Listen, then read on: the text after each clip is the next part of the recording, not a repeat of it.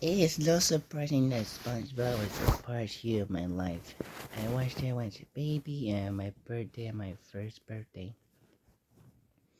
And today I want to celebrate the man who brought SpongeBob to life, Steven Hillenburg, who created SpongeBob SquarePants. And I want to take a look at a bit of his history for all of you guys to celebrate and, and honor to honor him 5 years later.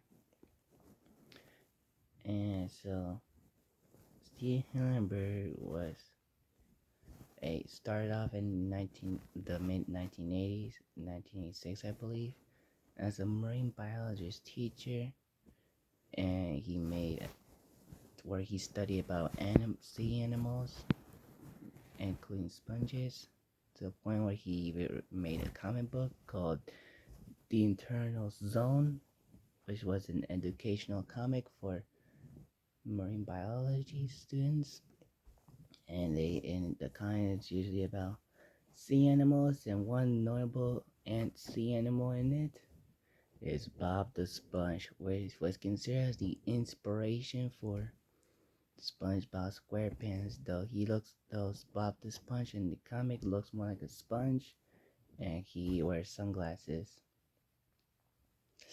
And then after he went become a marine biologist, he decided to work on the animation business. He started out with Rocko's Modern Life as the director of the show, which was another Nickelodeon show before SpongeBob SquarePants. And then then Hillenburg went to create his own show called SpongeBob Ahoy, but due to copyright reasons, it was changed to SpongeBob SquarePants. Originally in 1997, pilot was made but never got released or aired. And finally, in May 1st, 1999, he brought SpongeBob SquarePants to life with his other characters like Patrick Star, Mr. Krabs, Plankton, as well as Pearl, Squidward, Karen Plankton, who shares the same name as Hillenburg's wife, Karen Hillenburg, as well as Fred, as well as Gary the Snail, and the list goes on. There's a lot of colorful characters, and they are so unforgettable. He originally wanted to end SpongeBob with season 3 and the movie, so the film wouldn't go downhill, which I kind of understand, because The Simpsons has been going like that way. And of course, he directed the SpongeBob SquarePants movie, which was supposed to be a series finale, but Nickelodeon wanted more episodes. And Hillenburg just was started off as more of an executive producer, and the other people working on SpongeBob mostly took over the show. But sadly, but before that, and Hillenburg stayed still as executive producer in Sponge on the Run as well, and of course was part of the documentary Making the Sponge.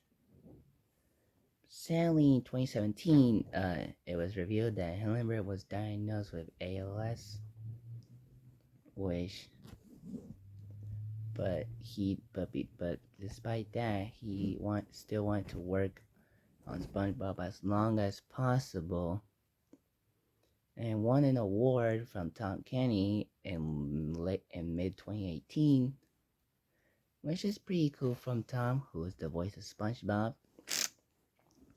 But unfortunately, on November 26, 2018, the world lost Hillenburg at 57 when Steven Hillenburg, creator of SpongeBob SquarePants, marine biologist, director of Rocko's Modern Life, and comic book educational artist, passed away at the age of 57 of heart failure brought by ALS.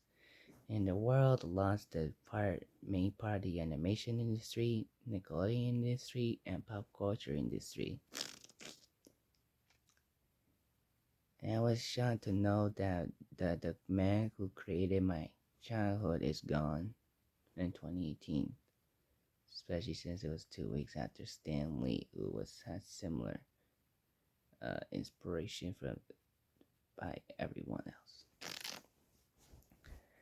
He was such a talented artist who brought unique characters, and he will be greatly missed.